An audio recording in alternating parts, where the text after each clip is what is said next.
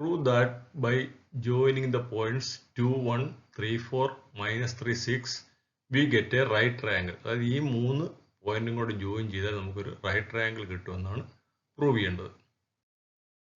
അപ്പോൾ ആദ്യം നമുക്കൊരു ട്രയാങ്കിൾ വരയ്ക്കാം. ട്രയാങ്കിളിൻ്റെ 3 മൂലകൾ. എ എന്ന് പറയുന്ന മൂലയ്ക്ക് 2, 1 എന്ന് കൊടുത്തു. ബി എന്ന് പറയുന്ന മൂലയ്ക്ക് 3, 4 എന്ന് കൊടുത്തു. സിക്ക് -3, 6 എന്ന് കൊടുത്തു. ഇനി ഓരോ വശത്തിൻ്റെ നീളങ്ങൾ നമുക്ക് കണ്ടുപിടിക്കാം. AB is equal to 2 minus 3 square root of 2 minus 3 square plus 1 minus 4 square is equal to root of 2 minus 3 minus 1 square plus 1 minus 4 minus 3 ആണ്. minus 3 is equal to root of 1 minus 1 square 1 ആണ്. minus 3 square 9 ആണ്. root of 1 plus 9 is equal to root 10. ഇപ്പോൾ A ബിയുടെ നീളം root 10 എന്ന് കിട്ടി. ഇനി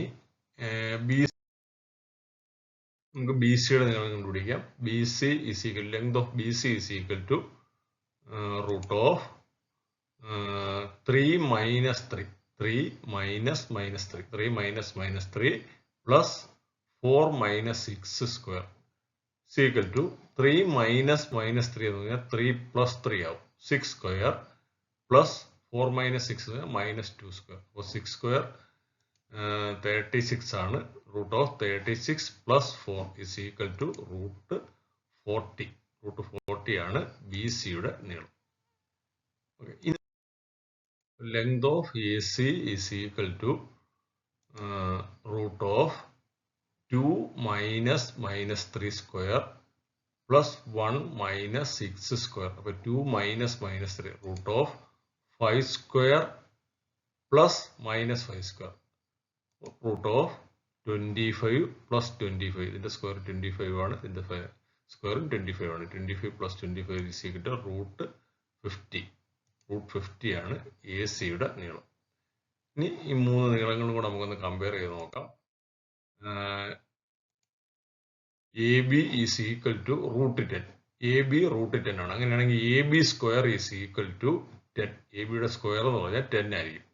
അതുപോലെ B C is equal to root 40 ആണ്. അങ്ങനെയാണെങ്കിൽ B C square is equal to 40 എന്ന് വരും. അതുപോലെ A C is equal to root 50. അങ്ങനെയാണെങ്കിൽ A C square is equal to 50. അപ്പോൾ നമുക്ക് A B square plus B C square is equal to A C square. A B square 10 ആണ്. 10 plus 40 is equal to 50. അപ്പോൾ A B square plus B C square is equal to A C square. അതായത് altitude square plus base square is equal to hypotenuse square. അപ്പോൾ ഒരു Pythagoras theorem ഇവിടെ apply ചെയ്തപ്പോൾ ശരിയാകുന്നുണ്ട്. അതുകൊണ്ട് therefore triangle ABC is a right angle triangle. triangle ABC ഒരു right angle triangle ആയിരിക്കും.